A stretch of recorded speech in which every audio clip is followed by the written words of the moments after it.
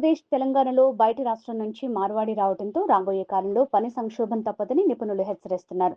ఇప్పటికే పలు కీలక రంగాల్లో ఇతర రాష్ట్రాల ప్రజలు పాతుకుపోయారని, ఇది ఇలాగే కొనసాగితే తెలుగు రాష్ట్రాల్లో ఆర్థిక సంక్షోభం ఏర్పడే అవకాశం ఉందని నిపుణుల అభిప్రాయం. బీహార్ వాళ్లు ఇటుక బట్టి నుంచి వరి నాట్లు, పత్తి ఏరేదాకా అన్ని రకాల కూలీ పనులు చేస్తున్నారు.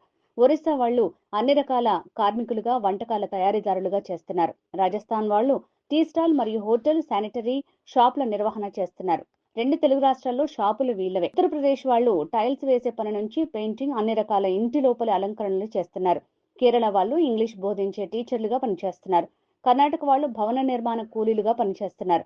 ఇలా ఇతర రాష్ట్రాల నుంచి ఇక్కడికి వచ్చి ఎంతో మంది ఉపాధి పొందుతున్నారు. రెండు తెలుగు రాష్ట్రాల వాళ్లు మాత్రం మందు, మాంసం ఎవడు పంచుతాడు, ఎవడు ఎక్కువ డబ్బులు ఇస్తాడు అంటూ పూటకో జెండా చేతిలో పట్టుకుని తెలిసిన పనిని, చేతిలో ఉన్న వృత్తిని వదిలేసి సమయాన్ని వృధా చేస్తూ ఉచితాలకు, వ్యసనాలకు బానిసలై జీవితాలను నాశనం చేసుకుంటున్నారు. ఇదిలాగే కొనసాగితే రాబోయే కాలంలో ఆంధ్రప్రదేశ్ మరియు తెలంగాణ సంపదను ఇతర రాష్ట్రాలు తీసుకుని పోతే మనవాళ్లు దివాలా స్థితికి వస్తారు. వారు పనిచేసే అలవాటు, వర్క్ కల్చర్ కూడా మర్చిపోతారు. ఆ తర్వాత పని చేద్దామన్నా ఎవరు పనివని పరిస్థితి వస్తుంది. ఇది రాబోయే కాలంలో ఏపీ, తెలంగాణలో పనిచేసే వారిని సంక్షోభ స్థితికి నెట్టివేస్తుందని నిపుణులు ఆందోళన వ్యక్తం చేస్తున్నారు.